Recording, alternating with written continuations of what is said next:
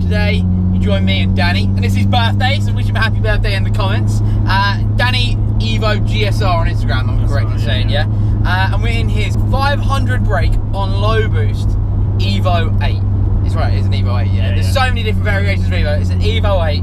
We're now just driving to my favourite roads because we're going to go around it and see how it is. But considering it's Dan's birthday today, I thought we'd do a bit of a video on his car, a little feature, as you will, and we'll talk about this insane spec street car, and that's what it is, isn't it? It's a street car. It's a street, yeah. You may recognise his face from a Jamie FYD video. He had the 7-Up Clio, which I'll link down below for Jamie. You can thank me later. I'll send you the invoice in the post, Jamie, for that one. Yeah, dude. Right, talk. What was the spec of the car when you got it to what it is now, if you don't mind telling the audience? So the spec was a 260 model. It was 280 brake, but the map was pretty dodgy. I got a bit bored with the power. The 280 brake, yeah. 280 brake, so I did the usual bolt-ons, the 3-port, the exhaust, the intake. Yeah, so then it was around, we had it live mapped on the roads, which is pretty fun, different. So that was around 360, 370 brake. And I said to myself, that's alright, that power's good. And I had to scream the pipe, so it was nice and loud. But yeah, it was fun. But you just get the urge and you just want more and more power. So I took the plunge and fully forged it, big turbo kit. And what parts have you used? Have you used specific brands on while you've done all of this, or have you just kind of gone for it? It was mainly just what people recommended on forums. Okay. So I sort of just went on their word, and obviously Simon Norris, who mapped it and built it, he guided me massively with it. So cool, man. Cool. Well, it's obviously a costly procedure. What turbo kit have you now got on this? So it's an Owens 6173 turbo with a JMF manifold, downpipe, MAFless. It's on the Link ECU. Oh, sweet. It sounds like a very similar setup to my Nissan. Yeah. Yeah. One thing I really like about it, because I'm passengering it now. If you ever saw my Focus RS video, you know I don't really like driving other people's cars for too long. One thing I really like about it is this is a 500 odd brake horsepower car, but you're driving it around normally. We're having a conversation. We're talking. It's comfortable. It's a nice ride. It's not stiff or anything like that. It's pleasant. It's nice to be in. It's not unbearable. And you say you daily this thing as well, right? Yeah, I drive it too much. You drive it too much. Too much fuel. Do you have any more plans for the car from where you've got it to now, from the 280 brake to the 500? And are you able to turn it up to high boost? Yeah, all I need is a bigger intercooler. Which, okay. Yeah, that is quite pricey. Yep. So bigger intercooler and we can turn it up. And what sort of power would you then be producing on a big intercooler with this thing? I wouldn't. I mean, I spoke to Simon and he said we might as well leave it about 550 because it's usable power. So it'd be safe usable power then, yeah. But it could go up to crazy figures. It could, yeah. Yeah. But at least, like you say, you daily this, right? So yeah, it's 500 odd brake horsepower, daily driven street car. Yeah. I love that. Well, this isn't my first ever time in an Evo.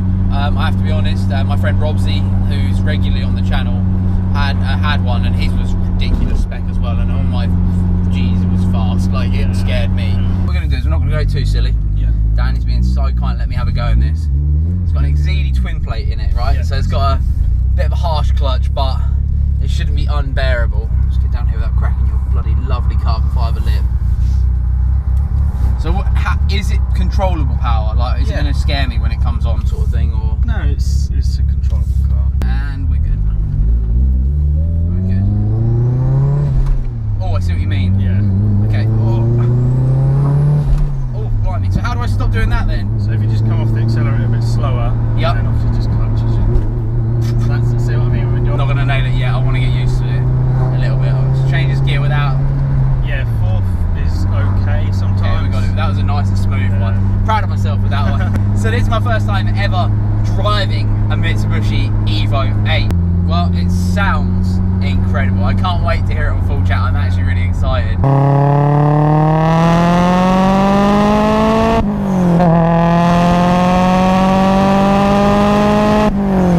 The dashboard is generically Japanese, if that makes sense. Like they do a very good job of kind of ignoring interior decor in space of making sure the car drives fantastically, don't they? But it's not a nasty place to be. It's just basic, isn't it? Really, like the steering wheel made by Momo, very cool. I really want to. Oh, it's got a bit of a flutter as well. Just keep it a bit higher in the rev so it stops jolting. Do you mind if I just give it a second gear pull?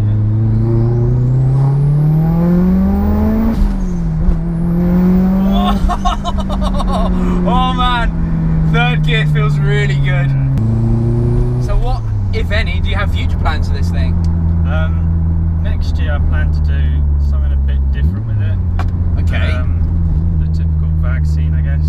Oh, you're going to stance it in that? Yeah, I want to go air. I know a lot of people are going to slay me for it, but... Mate, it's your car, you can do whatever you want with it. That's the beauty of modifying cars, but people need to remember that you are enjoying this car as a street car. You're not doing it as a track car. That's one thing that's different. If you were like, yeah, I'm building a track car, but I'm going to put 12-inch BBSs and air on it, I'd be like, what? But I've spoken a lot with the airlift guys. I don't know what brand kit you're going to use, but we are actually dealers for airlift, and they're very proud of their performance on track as well as anything else. So I mean, I don't see, if that's it, mate, it's your car, and it might not be what I would do with it, but that's, like I said, the beauty of modifying cars. It's oh mate, I really like driving this thing. It's so easy to drive. Like, it does not feel like a big heavy saloon car. It feels like a lightweight, ready to go race car almost. Like, interior steering wheel is a really nice size. I'm glad you haven't swapped it out for anything just yet. Are you planning on doing any interior changes? Probably eventually, but I just like it for what it is. So. Yeah, we were looking around the outside a minute ago, but it is so windy outside we couldn't really talk about it. But you've got a nice little carbon fibre lip kit all around the car. So you've got one on the front bumper, and then the side skirts, and also the little, what would you call those? Rear spats. Yeah, the rear carbon spats, and they look fantastic. Obviously, we can only talk about the car as it is right now, and the silver and the carbon does work really well. I think it does look great. I'm obviously interested to see what colour you end up wrapping it. But it's nice to be able to do a video on it now, and maybe we can do a second video on it once you've got all of the bits on, as long as you obviously are happy with how it comes out. Yes. One thing I really love about the Evo is that obviously it was a rally car, wasn't it? That was like what they were really building it for. And you've got on the dials here tarmac, gravel and snow, and that's just such a cool little setting for me, like to be able to see. Right, we've got a straight road. Oh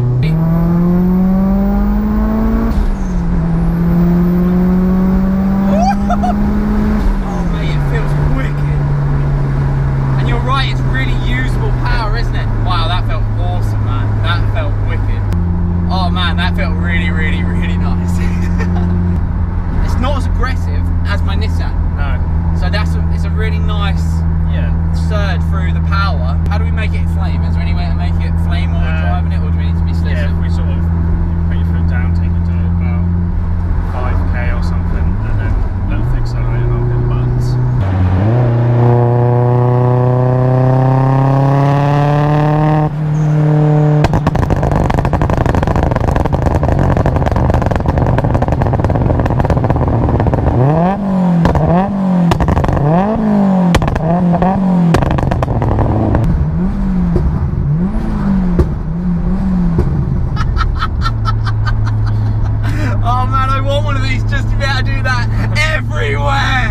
As we're driving back around this roundabout before I get to hoon it again, not that we're breaking any speed limits at all.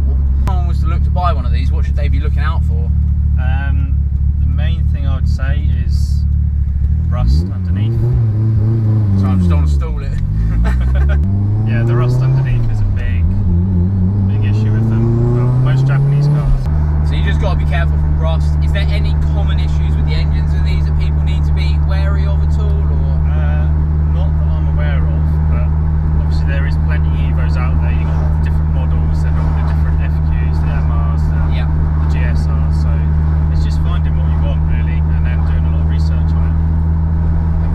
I do agree. I just thought we could give some people if they're, so if someone wants to maybe buy one, they might click on it and then they can go, oh okay, I need to look out for rust and stuff, which I think is fair. And I think I really, this is such a lovely place to be. Like, it's not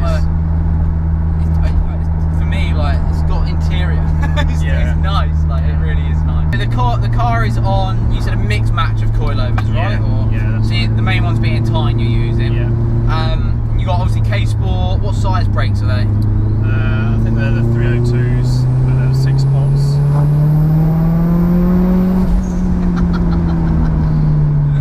Sorry man, it's too much fun. I tell you what, this car is obviously the first time I've driven one, and it's given me that same feeling that the R34 GTR gave me. So I thought it was going to be a lot harder to drive, like heavier and to manoeuvre around, but it feels very chuckable. Like, if I owned this car, I would 100% be giving it absolute stick everywhere. I think. I don't, like I said, I don't want to drive this car too hard. It's not my car. We are on public roads. I just want to be able to get a little bit of the sensation of boost. You know, just kind of put that across to everybody really, and mainly explain your build with it more than anything. I think it's been nice to be able to show to people what a car's like before you turn it into a show car almost. Yeah, so it's just something different. You don't see it at the shows. You rarely see the Evos. So will this be a keeper, this car, or will you replace it with something down the line? I don't know what I'd replace it with, to be honest. Oh man, it feels like it's about to take off. Oh, it's really cool. Really cool. Nice mechanical feel to that gearbox as well. Yeah, it is. Do you need this clutch for this power? Is that?